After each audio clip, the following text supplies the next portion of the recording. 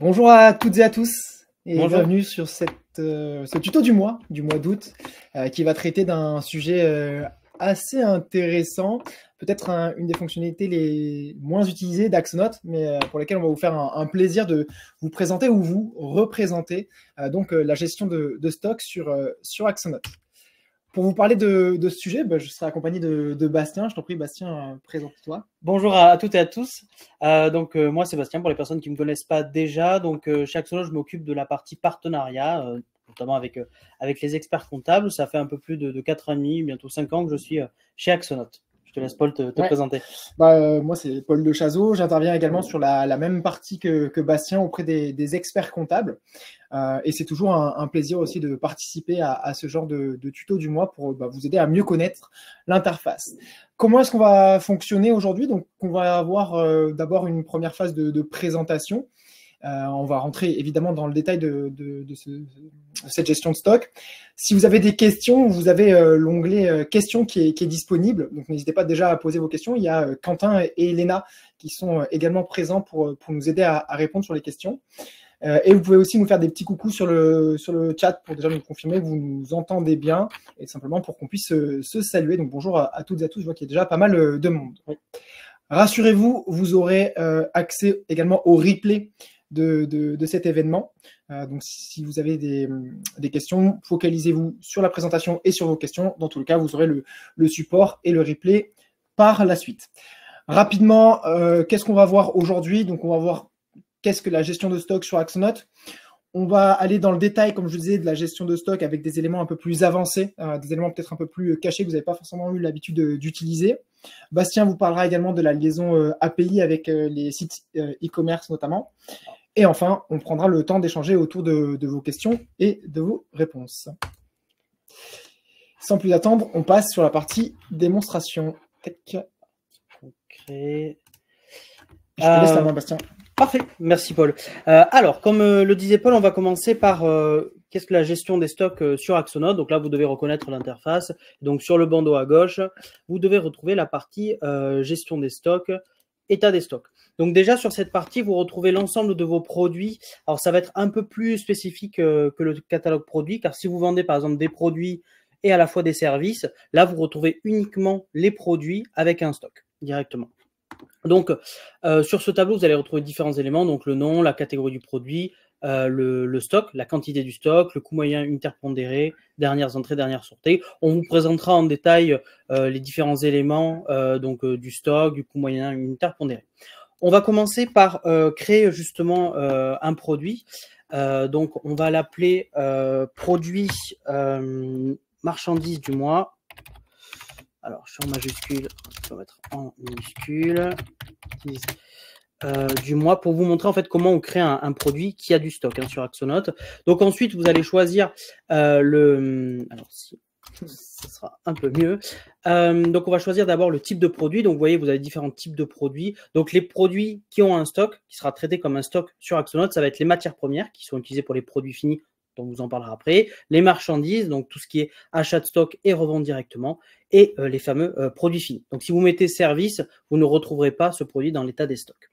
Donc moi je vais choisir marchandises ici, donc vous pouvez sélectionner la catégorie du produit, la description, quand vous achetez un produit, un prix de vente, on va mettre 500 € par exemple, et un coût de revient que vous pouvez mettre manuellement directement, ou on vous présentera aussi une autre manière d'avoir un coût de revient sans forcément le mettre manuellement.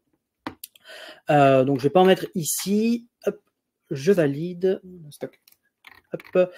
Oui, pardon. Initialiser. Je vois pas. Ah pardon, excusez-moi, j'étais perdu dans l'affichage. Donc on va mettre donc le stock, en effet l'initialisation du stock et ensuite, donc après vous avez différents éléments avancés qu'on vous présenterait également. Donc pour l'instant je ne coche pas la partie location, je reviendrai sur le produit pour vous en présenter plus en détail cette partie-là. Donc je valide. Donc là j'ai créé mon produit, donc on le voit ici. Donc le produit marchandise donc marchandises du mois. Ensuite, on va vous présenter comment fonctionne justement l'incrémentation et la décrémentation du stock sur Axonote, car elle est finalement automatique. Donc pour ça, on va commencer par la décrémentation. Donc on va aller sur la fiche d'un client. Donc je vais aller sur le client link, par exemple ici. Donc là, vous retrouvez la fiche du client et je vais directement créer. Donc, alors je vais créer vraiment le processus complet, devis, commande et facture pour vous montrer la globalité, notamment au niveau de la commande. Donc, je crée le devis. Je vais sélectionner le produit en question, donc marchandises du mois. Donc, il faut savoir que sur un devis, vous pouvez voir la quantité du stock pour voir si vous avez toujours de ce stock pour éviter de vendre un produit vous n'avez pas de stock directement ici. Et ensuite, je valide. Donc là, vous connaissez déjà les étapes. Je crée un devis. Donc ensuite, je l'envoie par mail à mon client. Il a accepté. Ce devis se transforme en commande. Donc, comme le commande, donc c'est un dossier qui reprend les éléments du devis. Et donc, dans cette commande, vous allez pouvoir donc éditer la facture du produit. Et c'est à ce moment-là, quand vous éditez la facture du produit, la quantité va être décrémentée. Donc là, j'avais mis 1, on peut mettre un peu plus, on peut mettre 10 par exemple ici. Je valide. Et maintenant, mon stock de mon produit est décrémenté de 10. Donc ensuite, ce stock, si donc c'est un produit que vous devez livrer à un client, vous avez aussi à retrouver cette notion de bon de livraison, où vous allez pouvoir mettre une livraison, une date de livraison, par exemple fin de la semaine, et surtout pouvoir créer un bon de livraison à votre client.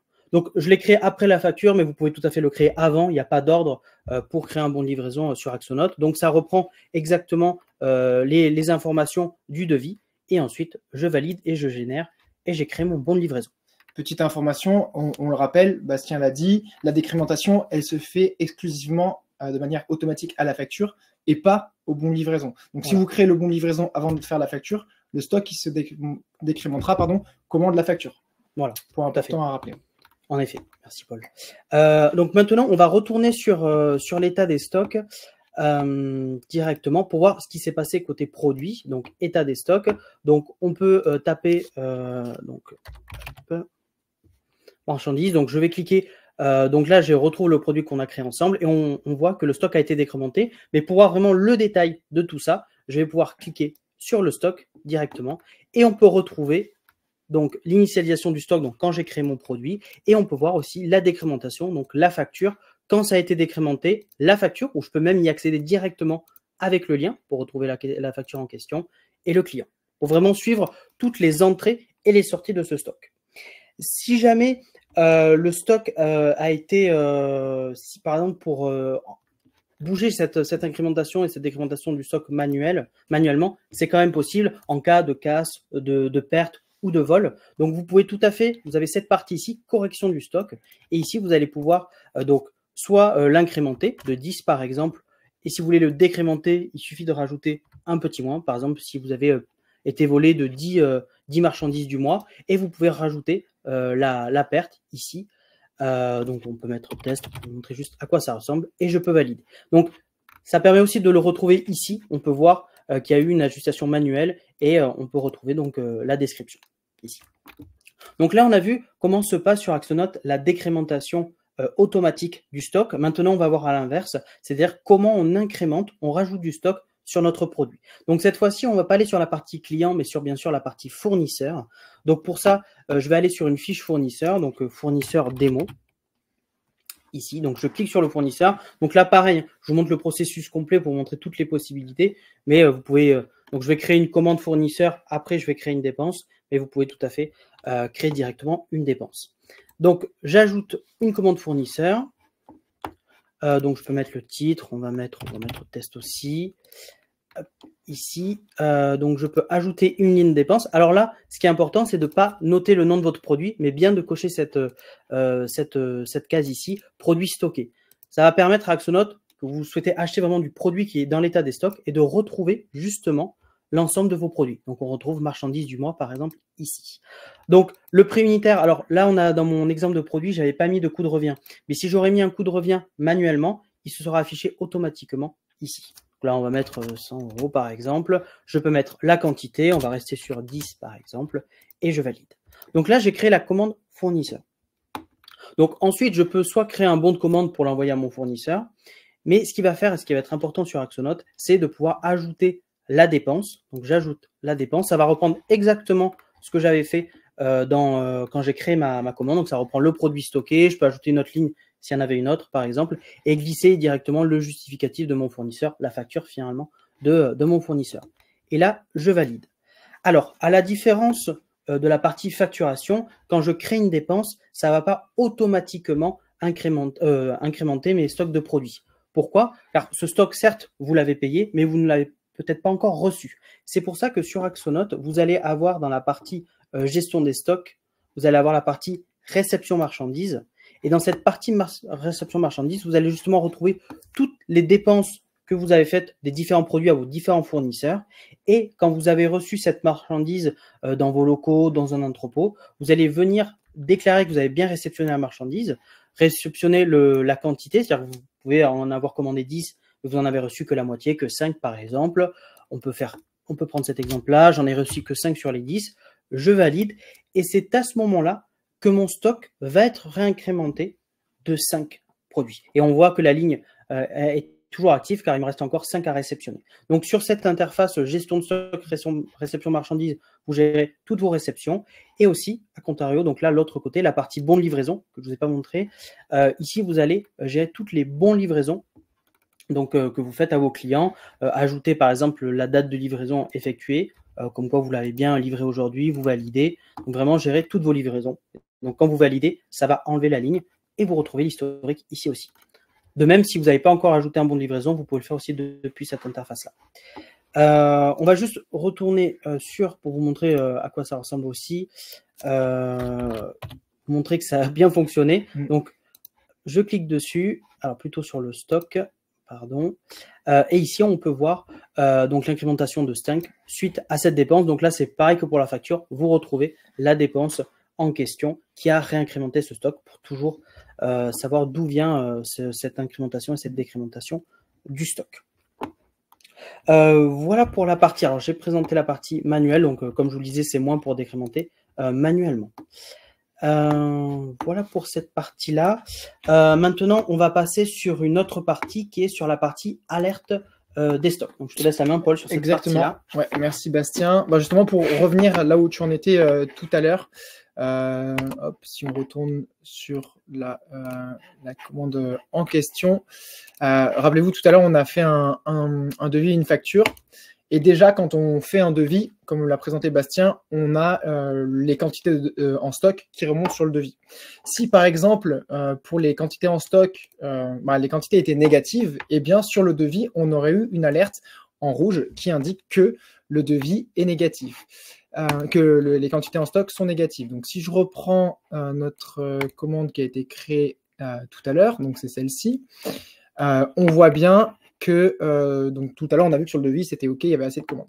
Si jamais par exemple vos quantités de marchandises du mois étaient insuffisantes, vous auriez pu directement générer la commande fournisseur dont parlait Bastien tout à l'heure depuis la fiche client, depuis la commande client, pour pouvoir générer automatiquement un achat de marchandises des quantités qui vous manquent pour honorer la commande client et ensuite le procédé qu'a présenté Bastien, venir valider la réception de marchandises pour incrémenter vos stocks. Donc ça, c'est la première notion d'alerte de stock. Ensuite, quand vous ajoutez un produit dans Axonote, et ça, c'est une nouveauté qui est arrivée il y a quelques semaines, c'est la possibilité d'avoir une alerte de stock en fonction d'un seuil que vous allez vous-même déterminer. Pour déterminer ce stock, comme je le disais, c'est quand vous allez ajouter un nouveau produit, vous allez avoir la possibilité de sélectionner justement cette alerte de stock. Et donc, à chaque fois, alors est-ce que je vais le retrouver? Peut-être dans l'option avancer. Hop. Ok. C'est peut-être parce que j'ai pas choisi le bon produit. Donc, évidemment, on a dit qu'il fallait choisir que ce soit un produit stocké.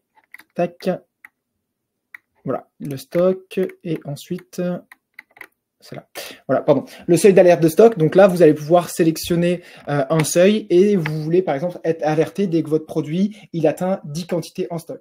Et bien là, à chaque fois que vous allez faire des ventes et dès que votre quantité de stock va être égale à 10, eh bien, vous allez avoir une alerte qui va vous être envoyée par mail et qui va remonter comme ceci.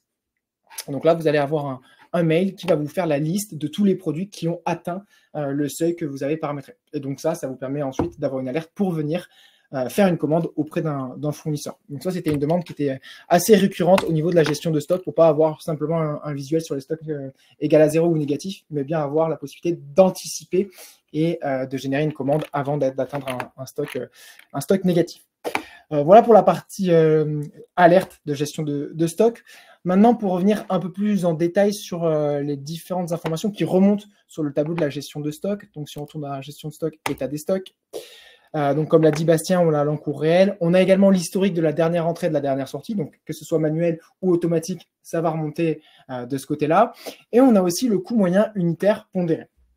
Concrètement, ce coût moyen unitaire pondéré, il va correspondre à la moyenne des coûts d'achat des matières que vous avez réalisées. Donc, si par exemple, vous avez acheté auprès de 3 fournisseurs différents, eh bien, on va prendre avec des tarifs différents, on va prendre la moyenne de ces 3 tarifs pour vous donner un coût moyen unitaire pondéré et ensuite calculer votre encours de stock, donc pour connaître la valeur de votre stock. Sachant que si vous consommez du stock dans la partie projet, on pourra le voir par la suite. Ensuite, on va se baser sur ce coût moyen unitaire pondéré pour calculer le montant du stock que vous avez consommé. Il faut savoir que si vous n'avez pas encore réalisé d'achat, le coût moyen unitaire pondéré qui va remonter ici, ce sera le montant du coût de revient que vous avez renseigné dans la fiche produit. Et à l'inverse, si vous n'avez pas renseigné de coût de revient, le coût moyen unitaire pondéré sera automatiquement remonté dans les factures pour calculer la marge par la suite. Donc, c'était assez important de vous rappeler juste comment était calculé ce coût de revient-là. Dans tous les cas, je vois qu'il y a pas mal de questions. On y reviendra. Ne vous inquiétez pas, par la suite, dans tous les cas, il y a Quentin et Léna qui sont également présents pour répondre à vos questions. Donc, n'hésitez pas à continuer de poser vos questions. Par contre, plus sur l'onglet questions, s'il vous plaît. Je vois qu'il y a quelques questions qui sont arrivées sur le chat. Donc, c'est mieux pour nous si c'est sur l'onglet questions. Et n'hésitez pas également à voter pour les questions qui ont déjà été posées, ce qui nous permettra d'y répondre en priorité. Ensuite, on a également la partie fabrication. Donc, on a déroulé un petit peu les éléments qu'il y avait dans la partie gestion stock. On a la partie fabrication. La partie fabrication, concrètement, c'est ce qui va vous permettre de vendre ce qu'on appelle des produits finis qui vont être composés de X quantité de matières premières. Et donc, au niveau de la fabrication, vous allez pouvoir créer des produits finis en venant décrémenter les quantités de matières premières. Donc, par exemple, vous allez pouvoir créer un produit qui s'appelle confiture de fraises. Et quand vous créez le produit confiture de fraises, vous allez pouvoir, je vais retourner dans la partie produit service. Si je vais dans mon confiture de fraises,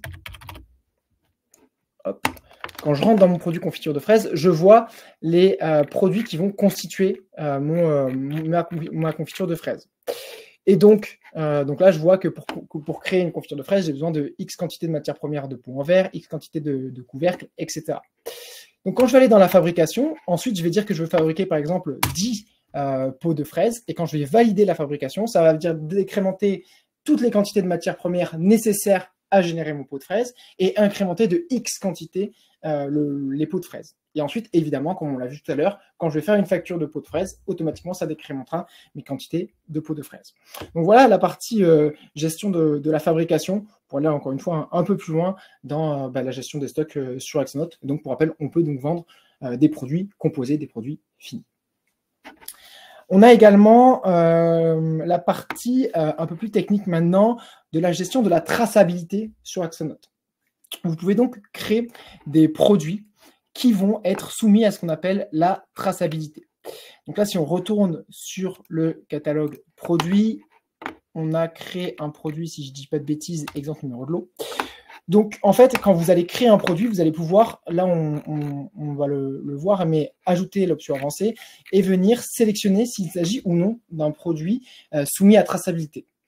Quand on parle de traçabilité, on va pouvoir parler de date limite de consommation, donc ce qu'on appelle les DLC, des LUO avec les dates limites d'utilisation aussi, et les numéros de lot avec les numéros de série également. Donc, il suffit de sélectionner que votre produit est soumis à gestion de traçabilité, vous validez, et ensuite, vous allez pouvoir importer ce qu'on appelle les numéros de lot pour pouvoir incrémenter les quantités de produits concernés par la traçabilité. Donc là, c'est un peu plus technique parce que cette gestion de stock de numéros de lot ou de produits à traçabilité n'est pas directement dans la partie état des stocks, comme on l'a vu tout à l'heure. Il faut aller vraiment dans la fiche du produit qui est concernée par la gestion de traçabilité et venir incrémenter les stocks qui le concernent. Pour incrémenter, c'est assez facile. On ajoute des lots et ensuite, on a juste à venir renseigner les quantités en respectant le formalisme. Donc, les quantités séparées simplement par une virgule. Donc, hop, si je retourne sur mon exemple, hop, j'avais préparé un formalisme. Tac. Je prends mon numéro de lot, hop, je le rajoute. Est-ce que ça va marcher? Non. Je reteste, pardon. Tac. Voilà, je le colle. Vous voyez donc j'ai mon numéro de lot, séparé par une virgule la date limite de consommation, séparé par une virgule les quantités que je souhaite importer. Je valide et là, automatiquement, ça a importé mes numéros de lot. Et donc là, je vois que j'ai encore 50 quantités qui ont été incrémentées. Et comme tout à l'heure, on peut voir si elles ont été vendues ou non. Et je peux consulter les factures pour lesquelles ce numéro de lot a été vendu. Sachant que quand on génère une facture, je ne peux pas modifier la facture parce qu'elle a déjà été payée, mais quand on génère une facture pour laquelle on a sélectionné un produit soumis à traçabilité, on peut évidemment sélectionner le lot qu'on souhaite vendre dans la facture et c'est à ce moment-là que ça viendra décrémenter là aussi les quantités à ce niveau-là. Autre élément important, on a aussi la possibilité de ne plus vendre un produit, ne plus rendre un produit disponible à la vente, tout simplement parce qu'il y a eu un rappel du fournisseur ou parce que le produit n'est plus consommable puisqu'on a dépassé la date limite d'utilisation, par exemple. Et donc rendre ce lot invendable. Voilà pour la partie gestion de traçabilité. Pareil, s'il y a des questions, n'hésitez pas, on pourra y revenir plus en détail si besoin.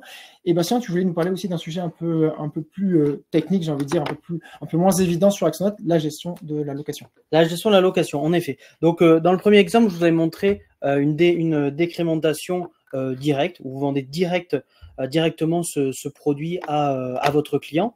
Donc, vous le vendez. Mais sur Axonote, comme l'a dit Paul, on peut gérer aussi la location avec cette notion de stock qui est décrémenté. Mais ensuite, quand le client nous rend, quand on passe en fin de location, le stock soit réimplémenté à nouveau. Donc, cette partie-là, donc on va retourner sur le produit qu'on a créé ensemble qui était marchandise du mois. Donc, si je tape juste moi, je suis censé le retrouver. Le voici. Donc, je vais le modifier. Donc, ce qui est important pour que Axonote comprenne que c'est un produit en location, il faut bien cocher la case. Donc, dans la partie avancée, ici, bien cocher la partie produit en location. Mettre oui, valider. Et donc, ensuite, c'est le même, ça reste quand même le même système, c'est-à-dire que ce que je vous montrais tout à l'heure, vous créez la facture, le stock va être décrémenté, mais le changement, ça va être au niveau donc de la gestion ici, gestion d'état des stocks, bon de livraison. Vous allez en fait avoir deux parties, la partie livraison client à effectuer et la partie location en cours. Donc, vous retrouvez l'ensemble de vos produits qui sont en cours de location avec donc la date, le client et le produit en question. Et lorsque votre client, justement, vous rend, donc on est passé en fin de location et vous redonne le produit, vous allez pouvoir donc ici sélectionner la date. Donc, on va prendre la date du jour ici, valider. Et là, le stock du produit, donc là, c'était le produit appartement, va être réimplémenté à nouveau de 1. Et pareil, dans la partie état des stocks, vous retrouverez le stock qui est revenu en location. Donc, vous voyez, il y a même une description spécifique qui vous permet de savoir si, par exemple, vous vendez ce produit, vous le vendez directement ou vous le vendez en location pour un peu faire la différence dans votre suivi d'état de stock, par exemple. Vous retrouvez dans la description que cette partie-là, ça correspond à un retour de location. Donc voilà pour la partie gestion de location. Maintenant, on va passer sur une partie donc encore un peu plus technique où on va avoir cette notion de liaison avec des logiciels donc de e-commerce, des CMS. Donc pour ça, on va avoir donc des connexions avec des logiciels justement d'e-commerce que j'imagine vous utilisez quand vous avez un site internet, une boutique en ligne. Donc les trois outils avec lesquels on va se connecter, donc c'est Shopify, WooCommerce et PrestaShop. Donc pour chacun d'entre eux, ça va être le même fonctionnement, c'est-à-dire que la synchronisation se fait dans un sens, c'est-à-dire que lorsque vous avez une vente sur un de ces trois e-commerce, donc ces 3 CMS.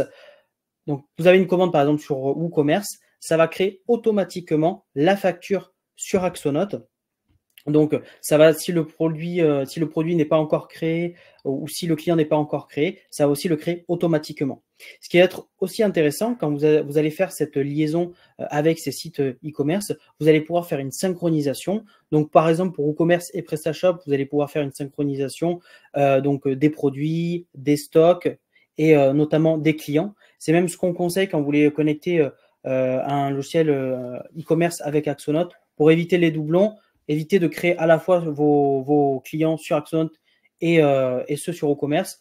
La méthode la plus simple et pour éviter les doublons, c'est de garder les clients sur WooCommerce et de les synchroniser avec Axonote pour que ça soit exactement les mêmes noms de clients et de produits. À la différence de Shopify, où ça ne va pas être les stocks qui vont être synchronisés, mais vraiment les produits. Donc, c'est une intégration native. Il va y avoir 2 spécificités, notamment pour Shopify et pour PrestaShop. Pour bénéficier de cette intégration, il faut avoir un abonnement Shopify, donc directement ou supérieur. Et pour la version PrestaShop, on vous a mis justement dans la présentation, il faut donc la version 1.7.5.2 ou une version supérieure. Donc, si vous avez une version gratuite de Shopify, par exemple, vous ne pourrez pas la connecter avec Axonote. Alors, on vous a mis justement les liens. On a des articles détaillés qui vous expliquent comment faire cette synchronisation avec votre logiciel CMS, comment le retrouver aussi sur Axonote. Vous montrer ici. Donc, ça va être sur la clé en haut à droite, dans la partie Marketplace. Vous allez retrouver, donc vous pouvez même filtrer ici par e-commerce et vous retrouvez justement ces différentes connexions.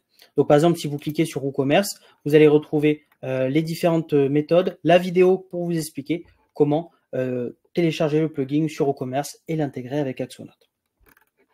Voilà pour la présentation des sites CMS entre Axonote et ces sites CMS. Parfait. Juste une petite attention ici. Nous, on déconseille quand même de mettre en place des systèmes de multi-boutiques au niveau notamment de la gestion des stocks et la possibilité de créer des doublons. Donc voilà, c'est juste une des limites qu'on peut avoir lorsqu'on se connecte avec plusieurs sites e-commerce depuis Axonote. Parfait. On va maintenant passer au dernier point qu'on voulait aborder lors de ce webinaire. C'est la possibilité de venir gérer les stocks, notamment avec un système de douchette.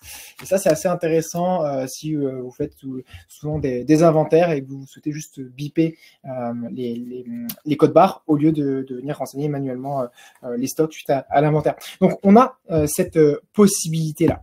Comment ça fonctionne? Eh bien, déjà, il va falloir venir créer un produit dans lequel vous allez, soit dans la référence, soit dans un champ personnalisé, ajouter naturellement le code qui correspond au code barre.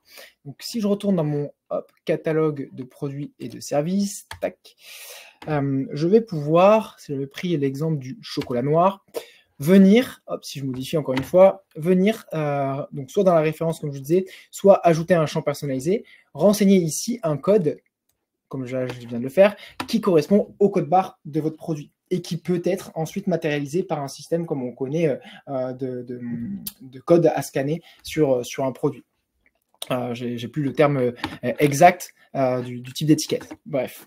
Et une fois que vous avez paramétré votre produit comme ceci, il va simplement suffire de venir connecter votre douchette par API à Axonote pour pouvoir ensuite faire le lien entre le code qui a été renseigné dans le champ personnalisé et le code qui correspond au produit suite au scannage de la douchette. Et ensuite, ça pourra faire une recherche du produit, voire même un ajout ou une décrémentation simplement au scannage de cette douchette-là.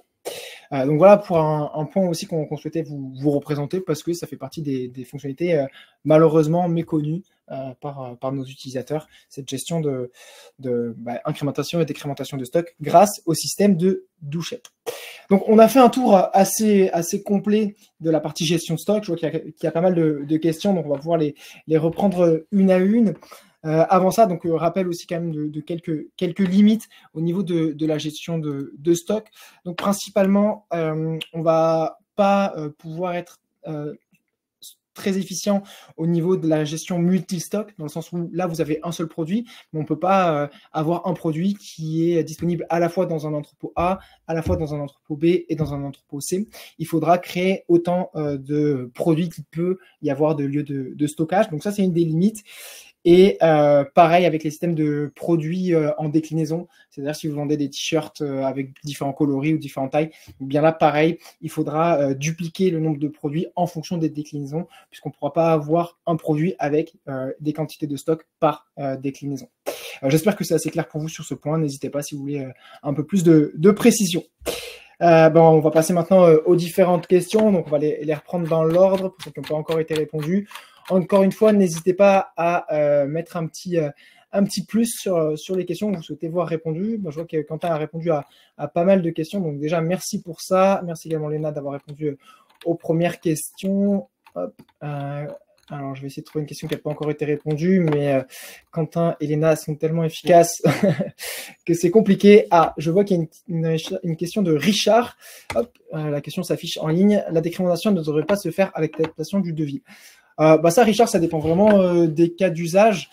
Certains trouveraient ça trop bloquant de décrémenter un stock alors qu'on n'est que sur un devis et que l'opération elle n'est pas encore validée par le client. Donc vous risquez d'immobiliser votre stock alors même que votre client n'a pas encore validé l'achat. Donc ça, c'est un choix d'utilisation puisqu'il y a plusieurs cas d'usage possibles à ce niveau-là. Dites-moi, François, si c'est assez clair pour vous sur ce point-là. Richard, pardon. Parfait. Une question de Baptiste. Dans la section réception de marchandises, je ne trouve pas la commande que j'ai passée auprès de mon fournisseur. Est-ce normal? Alors Bastien, c'est toi qui avais traité ce sujet. Je ne sais pas si tu veux le reprendre. Pas la commande que j'ai passée avec mon fournisseur. Est-ce que peut-être qu'il n'avait pas coché que c'était un produit c'était un produit stocké.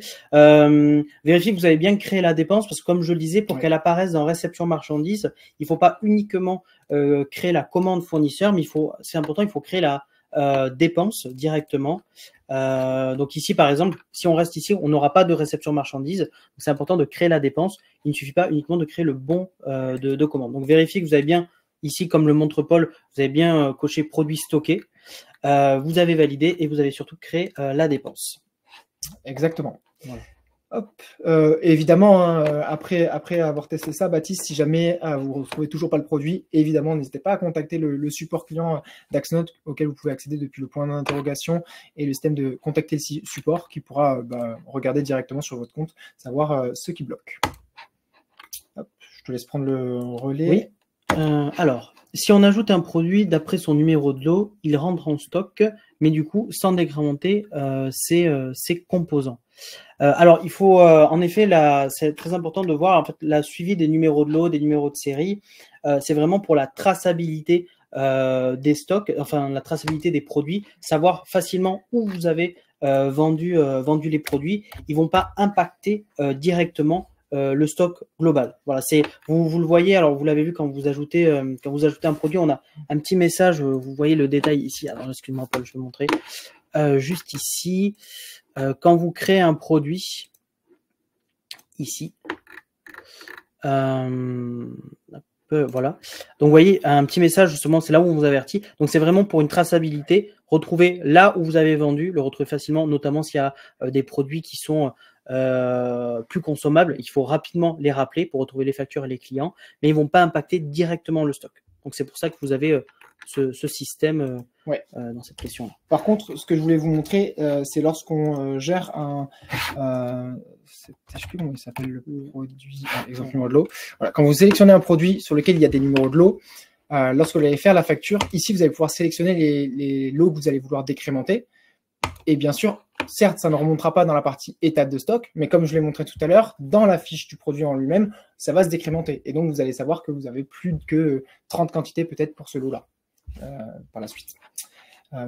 N'hésitez pas, Jessica, si ce n'est pas assez clair ou si vous voulez plus de compléments d'information sur ce sujet. On va passer ensuite à une question de Marie-Lou. Comment associer les factures faites à partir de notre site internet au numéro de lot? C'est une bonne question. Il ne me semble pas que ce cas-là soit pris en compte avec la liaison native active avec les sites e-commerce. Non. Ouais, Bastien, Non. tu me confirmes? Oui, je te confirme ça, Paul. En effet, alors ce qu'il faudrait faire, c'est plus donc faire créer les numéros de lot, voilà, manuellement à part, et ensuite les ajouter. Mais c'est vrai qu'actuellement, si vous parlez vraiment de liaison avec e-commerce, ouais. il n'y aura pas encore cette fonctionnalité. Par contre, manuellement, vous pourrez par la suite venir, si on retourne sur le produit lot, venir retirer les numéros de lot qui ont été vendus sur cette facture-là, tout simplement en faisant -1 en termes de quantité. Pareil, Marie-Lou, si jamais vous avez des compléments d'information, n'hésitez pas à nous faire signe.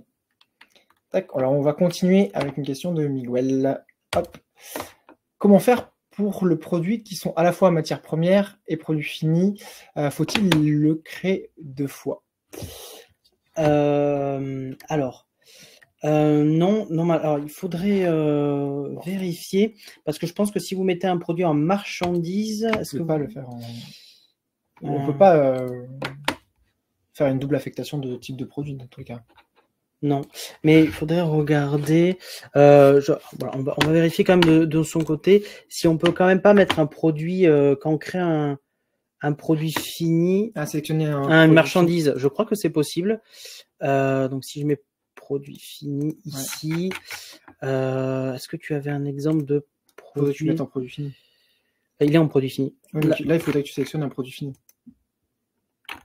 Non. Là, je sélectionne un produit fini ici, et normalement, là, je peux. Alors, il faudrait. Je vais prendre un exemple. Je vais regarder quel produit sur seconde démonstration est en marchandise. Ah, mais il y avait celui que j'ai créé ensemble. Si je mets moi. Voilà, marchandise du mois. Donc, en fait, ce qu'il faut faire, c'est votre matière première, vous la mettez pas en matière première, mais vous la mettez en marchandise ici. Marchandise ici. Et à la fois, vous pourrez la vendre directement au client et l'ajouter à un produit fini. Dites-nous si ça correspond à votre question, Miguel, là-dessus. En tout cas, vous n'allez pas pouvoir faire une double affectation. Comme l'a dit Bastien, il faudra faire une affectation qui permet ensuite de créer d'utiliser en fait ce produit-là pour créer un produit fini. Hop, parfait. Damien, comment ne pas faire apparaître l'état des stocks sur les factures et sur les devis?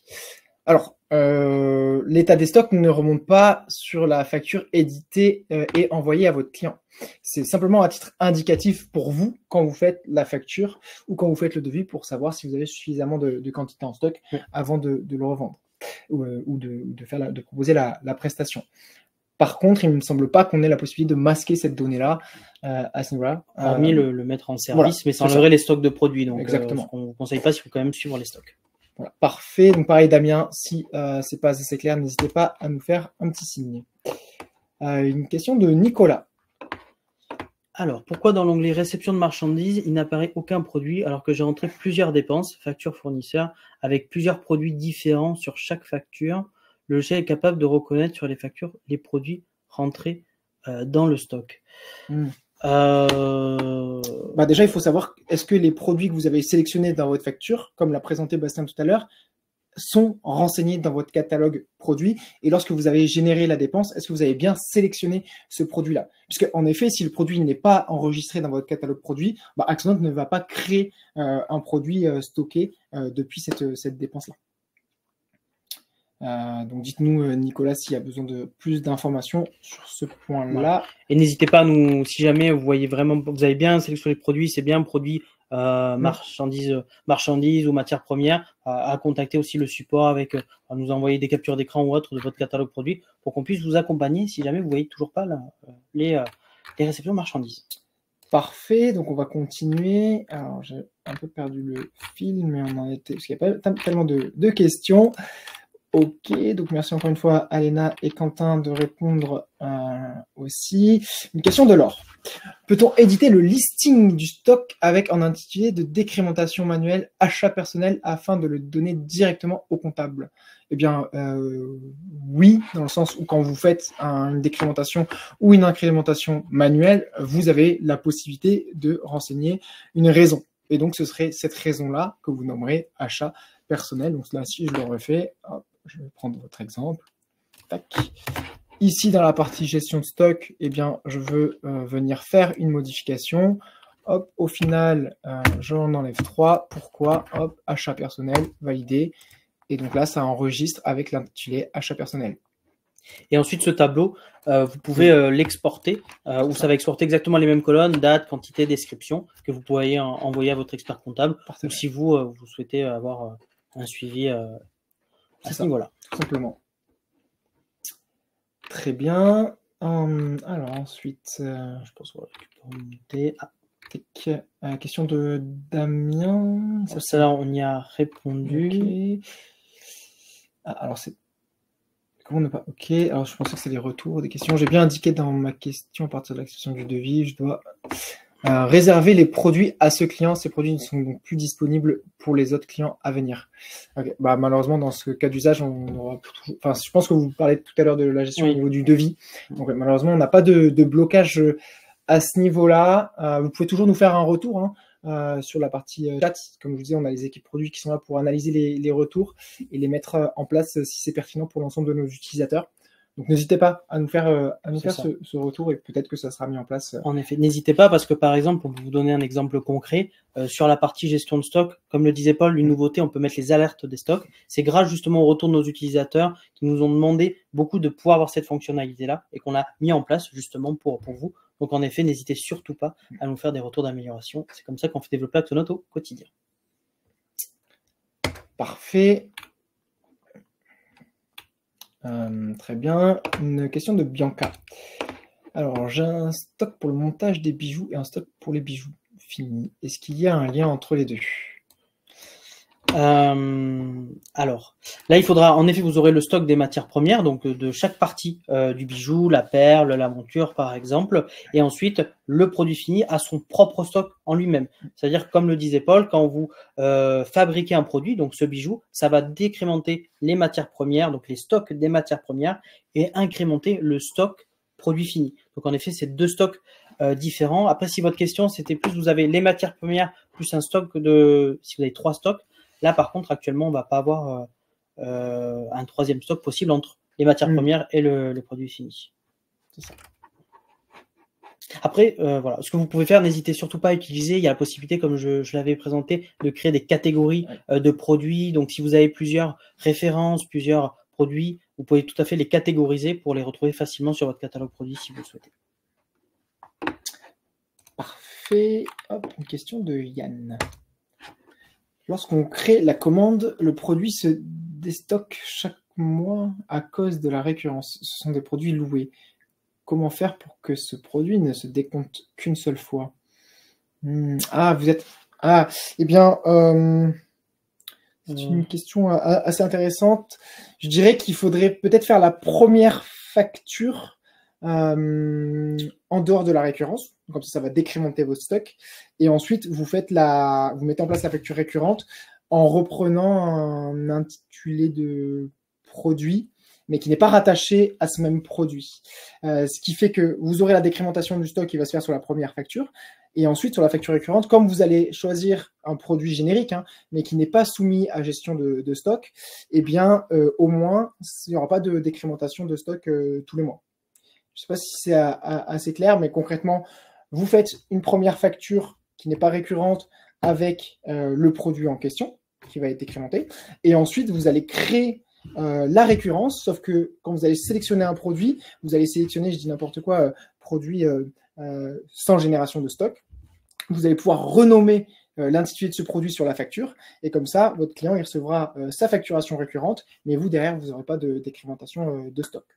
J'espère que c'est assez clair pour vous, Yann. Sinon, n'hésitez pas à me faire signe pour que j'essaie de mieux expliquer cela. Hop. Question de Lisa. Donc, pour l'inventaire des produits, y a-t-il un moyen de le répertorier automatiquement avec un autre système que les codes barres? Alors, c'est vrai qu'actuellement, on va avoir ce système de douchette qui permet de le répertorier. Sinon, après, si vous avez, vous, un logiciel où vous avez tous les stocks d'entrepôt qui rentrent, c'est de le connecter justement par API. Bon, pour les personnes qui ne savent pas ce que c'est une API, c'est entre guillemets un pont qui permet de connecter deux logiciels entre eux. Et ça va vous permettre de connecter cet outil avec Axonote pour que ça mette à jour automatiquement l'implémentation des stocks. C'est vrai qu'actuellement, c'est soit vous le faites via un port, soit vous le faites manuellement, soit vous le faites faire des dépenses.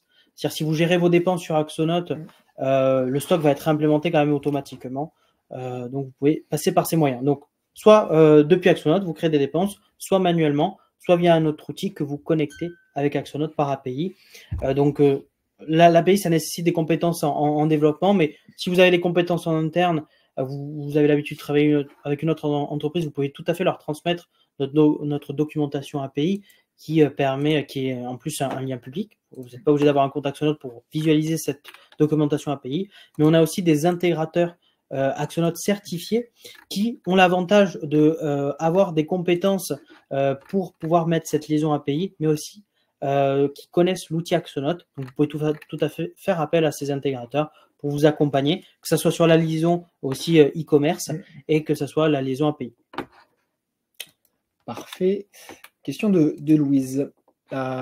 Qui apporte des compléments à sa question de tout à l'heure. Nous avons déjà contacté le support au sujet de cette amélioration depuis plusieurs mois. La décrémentation des stocks devrait faire l'objet d'une configuration spécifique. Réservation de production, décrémentation de value. Okay. En tout cas, sachez, Louise, que votre retour a été sûrement pris en compte. Si vous n'avez pas eu de retour de la part de l'équipe produit, c'est-à-dire qu'on n'a pas encore intégré cette amélioration dans la roadmap. Mais si cette intégration est choisie et ce développement est mis en place, dans tous les cas, vous serez alerté et peut-être que suite à ce webinaire, d'autres personnes vont manifester justement ce besoin-là et donc peut-être que cette tâche va verra le jour prochainement. Donc, si vous avez un besoin à ce niveau-là, n'hésitez pas aussi à vous manifester. Ça nous permettra à nous de mieux comprendre comment vous utilisez la gestion de stock et de l'optimiser à votre usage. Parfait. Une question d'Isabelle. Peut-on avoir une édition listant les bons de livraison sur lesquels un numéro de lot spécifique a été utilisé, plus les quantités livrées? Alors, c'est une bonne question. Est-ce que déjà les numéros de lot remontent sur les bons de livraison? Normalement, oui. On a fait des commandes tout à l'heure. Alors, moi, celle que j'ai créée, il n'y avait pas de numéro de série. C'est plus c'était celle que j'ai créée. J'ai fait une facture directe. On va refaire l'exemple. Donc, tac, on va refaire un devis avec le fameux link. Tac, tac, tac. OK. Ensuite, c'est lot. OK. Donc, évidemment, sur le devis, le numéro de lot ne remonte pas. Et donc, sur le bon livraison, je ne pense pas non plus. Tac. On valide le devis. On vient générer. Hop, donc là, c'est juste pour pouvoir faire apparaître la possibilité de générer un bon de livraison, juste pour vous montrer. J'ai sélectionné une date de livraison prévue. Par défaut, pour information, le bon de livraison, il remonte si le produit que vous vendez est soumis à la livraison. Sinon, donc si c'est un service, par exemple, il n'y aura pas la possibilité de créer un bon de livraison. Donc, l'astuce pour générer un bon de livraison, c'est de venir modifier la commande et renseigner une date de livraison estimée. Et derrière, vous allez pouvoir ajouter le bon de livraison et sélectionner le produit. Donc là, derrière, ensuite, si on reprend le produit lot, tac, encore une fois, ça ne remonte pas par défaut parce que ce produit-là, il n'est pas soumis à livraison normalement. Mais en effet, par contre, vous pouvez sélectionner le numéro de lot et donc ensuite, hop, valider et générer. Et donc, quand vous retournez dans la partie livraison de marchandises, normalement, hop, vous allez pouvoir retrouver le bon de livraison concerné. Donc là, on le retrouve bien, link, tac. Par contre, hop, il faut aller sur le détail pour voir les numéros de lot qui sont concernés. En effet, ils ne remonteront pas dans le détail. Voilà. Sinon, après, il faut aller sur le produit. Vous allez c'est là où vous allez avoir le meilleur détail. C'est là où on vous conseille bien d'aller voir. Si tu retournes sur le produit, je regarde juste si. Tac. Dans la gestion de stock. Lot, hop. Voilà, vous allez retrouver, vous allez avoir cette notion de vente qui correspond à la facture et cette notion de livraison. Donc, ce que vous faites, voilà, c'est que vous allez sur le produit, vous voyez toutes les bons de livraison qui concernent ce produit-là. Donc, c'est plus dans ce sens qu'on vous propose de fonctionner. Ça sera beaucoup plus pratique et simple pour vous. Autre question de Béatrice. Pouvez-vous me confirmer que les stocks ne se décrémentent pas automatiquement pour les articles nomenclaturés? Avant, on devait faire la manipulation manuellement. C'est toujours le cas. Alors, vous entendez concrètement par les produits nomenclaturés, parce que tous les produits qui sont soumis à gestion de stock seront automatiquement décrémentés à la facturation et incrémentés à la réception de marchandises. Voilà. Ça va en fait beaucoup dépendre du type de produit que vous mettez. Si vous mettez un produit de type matière première, vous ne le verrez pas, vous ne le retrouverez pas dans les factures ou dans les factures et dans les dépenses. Parce que techniquement, vous le vendez pas parce que ça vous sert pour des produits finis. Donc là, ça ne décrémentera pas automatiquement. Ça se décrémentera automatiquement quand vous créez un produit fini. Mais en effet, si vous faites un produit fini ou une marchandise que vous retrouvez dans les factures, là, ça sera décrémenté automatiquement. Actuellement, on ne va pas avoir la fonctionnalité qui permet de, si ce produit a telle nomenclature, ça ne se décrémente pas automatiquement. Parfait. Donc, n'hésitez pas également à voter pour les questions qui vous intéressent le plus, puisqu'il nous reste à peu près une dizaine de minutes. Donc là, on va vraiment se focaliser sur les questions qui ont reçu le plus de votes. Je peux faire un tri en haut pour les questions les plus votées. Voilà, trier par vote. Ouais, parfait. Ça a été répondu. On peut voir ceux qui n'ont pas encore été répondus. Voilà, une question d'Anthony. Hop. Lorsqu'on met la date de livraison sur le bon de commande, oui. Une automatisation de création de RDV sur l'agenda pourrait être, avoir deux fois les choses. Pourrait être un plus. Intéressant. C'est vrai qu'actuellement, on n'a pas ce système de liaison entre l'agenda et la livraison de marchandises, si je dis pas de bêtises. C'est vrai, parce que actuellement, en fait, la partie agenda d'Axonote a été notamment créée pour la partie commerciale, ce qui vous permet d'avoir tous vos rendez-vous, vos rappels de relance téléphonique, par exemple. C'est vrai qu'on l'a conçu pour ça, c'est pour ça qu'actuellement, il ne va pas avoir ce lien. Mais ça peut être une suggestion en effet produit. Donc, comme on vous dit, n'hésitez surtout pas à nous la soumettre pour qu'on puisse étudier tout ça de notre côté. Parfait. Paula, je vois que vous avez des questions sur le chat. N'hésitez pas à passer sur l'onglet questions pour justement poser votre question pour qu'on puisse la voir. Ce sera peut-être plus simple pour nous. Qu'on puisse l'afficher aussi aux autres participants. C'est ça qui est intéressant. Je regarde juste si vous n'avez pas déjà posé une question. OK. Alors, on va reprendre les questions les plus votées. Donc, c'est pour ça que c'est assez important de voter sur les questions. Hop. Et en suivant, une question de Jean-Yves. Quand comptez-vous développer la partie multistock? Là-dessus, très sincèrement, j'ai pas de visibilité. Non, actuellement. Là-dessus. Encore une fois, n'hésitez pas à faire ce retour auprès des équipes produits pour pouvoir justement faire remonter cela. Et plus il y aura de retours, plus il y aura de chances de développer cette partie. C'est pertinent. Voilà. Pour vous expliquer un peu notre objectif. Comme le disait Paul, remonter, on fait en fonction du nombre de personnes qui nous remontent ces suggestions d'amélioration. On a aussi beaucoup aussi de critères parce que l'objectif d'Axonote, c'est de quand même garder cette notion aussi de simplicité, d'efficacité. Notre objectif, ce n'est pas de devenir, entre guillemets, une usine à gaz avec énormément de fonctionnalités. C'est pour ça qu'on vérifie donc forcément le nombre de demandes, mais aussi la complexité que ça pourrait générer sur l'interface. Donc, on a plusieurs critères pour essayer de vous donner vraiment la meilleure expérience possible en termes d'utilisation. Très bien. Alors ensuite, je pense que j'ai une autre question. Tac. Alors une question d'Aurélie. Hop. Oui, c'est pas voilà. Tac, on va prendre la question d'Aurélie. Je suis connecté tardivement, ma question peut-être déjà été posée. Lorsqu'un devis est confirmé par un client et que la facturation n'est pas immédiate, peut-on réserver? Et malheureusement, c'est vrai que c'est un retour qu'on a pas mal de fois aujourd'hui, donc oui. C'est intéressant de voir un petit peu ce cas d'usage. Malheureusement, on n'aura pas la possibilité de venir réserver, entre guillemets, un stock à ce niveau-là. Du moins de le faire simplement, parce que vous pourrez toujours créer une décrémentation manuelle, mais il faudra ensuite annuler la décrémentation manuelle puisque ça va se décrémenter à la facture. Voilà. Donc actuellement on n'a pas de solution optimale. C'est ça. Mais après aussi ça va. Non, parce que sinon j'allais vous dire de créer la facture sans directement l'envoyer au client, mais après vous pourrez plus supprimer une facture si le client annule. Donc c'est aussi pas la bonne solution malheureusement. Donc comme on le disait, n'hésitez surtout pas à nous remonter la suggestion. Merci. Voilà. Très bien. La question de Paula. Hop. Alors, à quoi sert le module de gestion de stock? si on ne peut pas avoir l'information en temps sur la valeur et la quantité de notre stock. Alors, peut-être que je comprends pas très bien votre question, Paula, mais quand vous êtes dans la partie état de stock, vous avez les quantités de stock en temps réel et également la valeur du stock en temps réel qui remonte avec le total.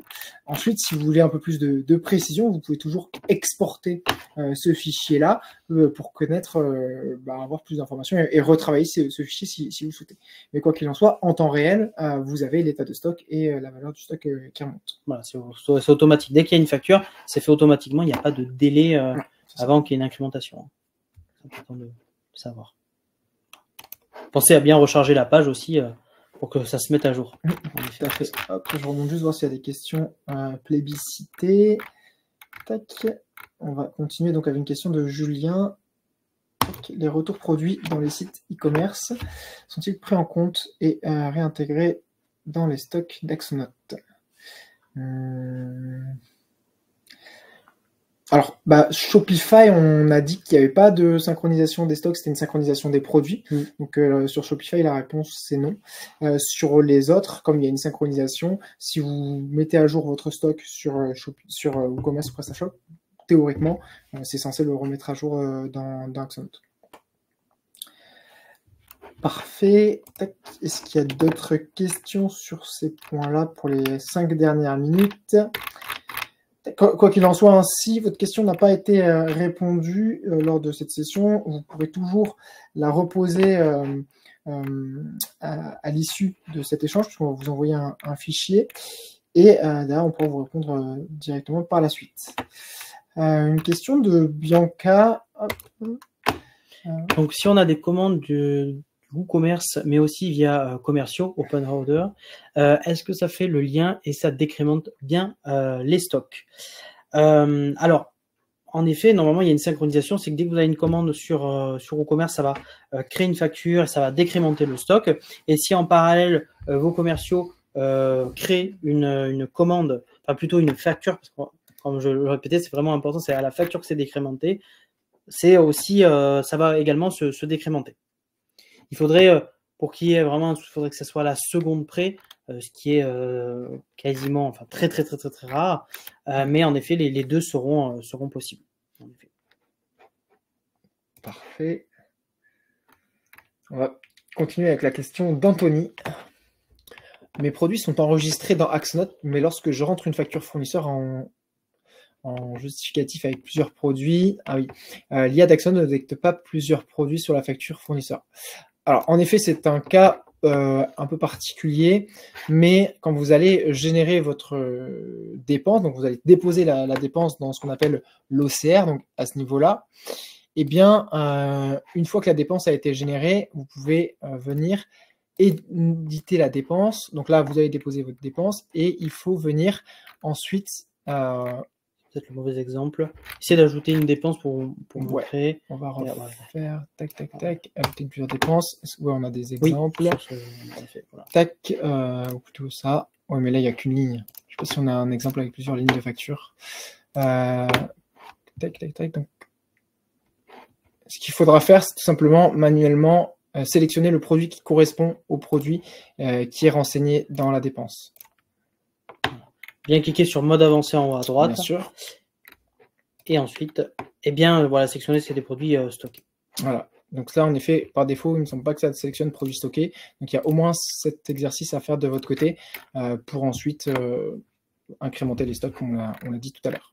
Et ensuite, quand vous validez, derrière, ça va incrémenter les stocks ça va remonter dans la livraison de marchandises et ensuite ça incrémentera les stocks quand vous aurez validé la livraison de marchandises. Tac.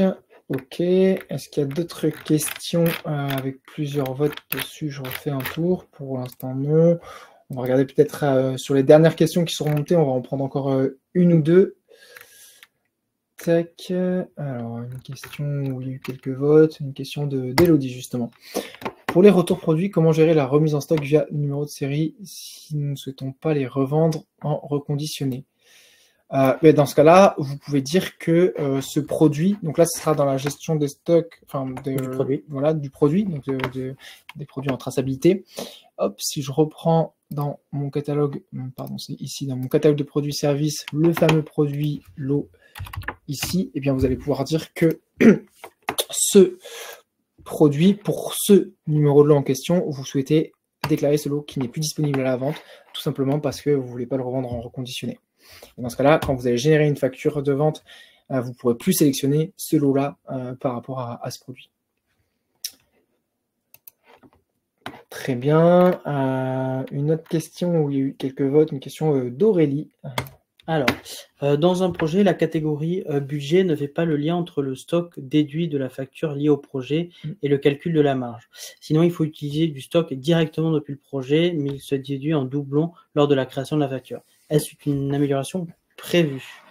Alors, en effet, c'est une belle remarque à ce niveau-là. Donc là aussi, je vous conseille de nous le remonter pour qu'on puisse voir de notre côté.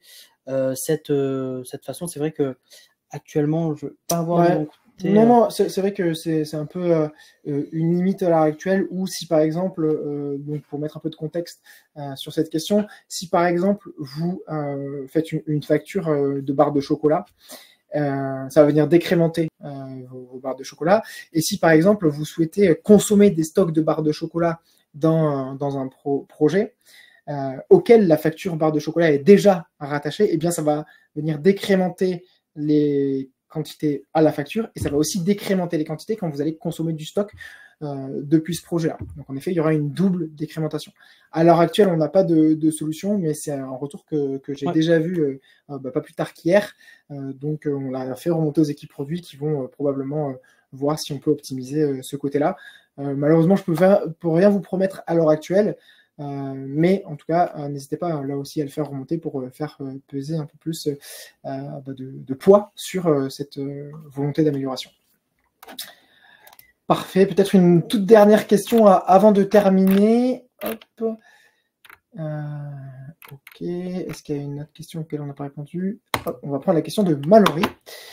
Est-ce que les QR codes sont gérés? De nombreux articles n'ont plus de code barre, mais un QR code, et cela va se généraliser.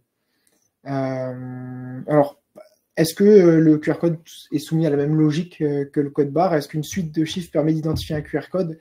Là-dessus, ça pourrait répondre à la question, mais à l'heure actuelle, on n'a pas la possibilité, par contre, d'ajouter une image dans un champ du produit pour intégrer un QR code. Donc voilà, malheureusement, on n'a pas ce système-là, mais si, comme je le disais, on peut rattacher un QR code à un code sous forme de chiffres ou de lettres, là, par contre, ça aurait le même système qu'avec la douchette et l'API, donc il n'y aurait pas de souci.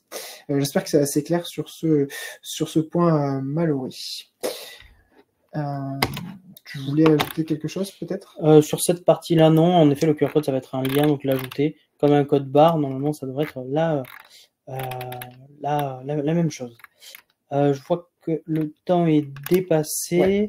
Ouais. Mais je vous remercie d'avoir participé. Enfin, on vous remercie d'avoir participé à ce tuto du mois sur la gestion de stock.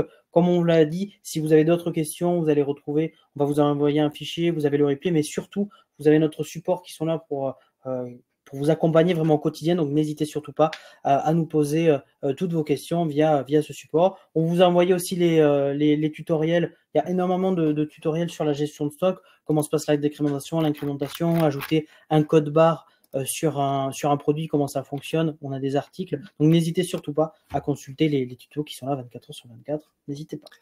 Le replay sera disponible immédiatement à la fin de cette session. Vous allez le recevoir par mail. Vous allez également recevoir un questionnaire de satisfaction, et c'est là où vous aurez la possibilité de compléter vos questions si elles n'ont pas été répondues. Donc, c'est assez important pour nous que vous répondez à ce questionnaire pour pouvoir optimiser ce genre d'échange mensuel. Et c'est tout pour nous. On a été ravis de vous présenter un peu plus la gestion de stock. J'espère que ça vous a permis de mieux appréhender cette partie-là et optimiser aussi votre suite de stock au quotidien. Le mois prochain, vous retrouverez 2 autres experts d'Axonote pour parler d'un sujet tout aussi intéressant et d'une grosse nouveauté, notamment le compte pro, mais vous en saurez plus lors du prochain tuto. Encore une fois, merci à toutes et à tous et à très vite. Bonne journée, au revoir.